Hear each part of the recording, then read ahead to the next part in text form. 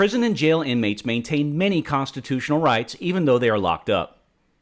A public servant who unjustly infringes on these rights commits the Texas Penal Code offense of violations of the civil rights of person in custody, improper sexual activity with person in custody, or under supervision.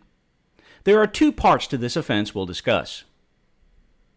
First, according to the Penal Code, a correctional facility employee, volunteer, or peace officer who denies or impedes a prisoner of any right, privilege, or immunity commits violations of the civil rights of person in custody.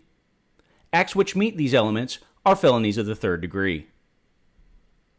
Next, despite what we may think, inmates are in vulnerable positions. Their lives are almost entirely controlled by the government and its representatives. They must do what they are told, and being uncooperative has consequences. Conversely, the public servants operating these facilities are in positions of authority at all times. To this end, an inmate is not considered to be able to consent to any sort of sexual activity while incarcerated, and the Texas Penal Code makes it an offense for any public servant to have sexual contact, conduct, or deviant sexual intercourse with a prisoner. Any public servant having sex with an inmate is a felony of the second degree under violations of the civil rights of person in custody.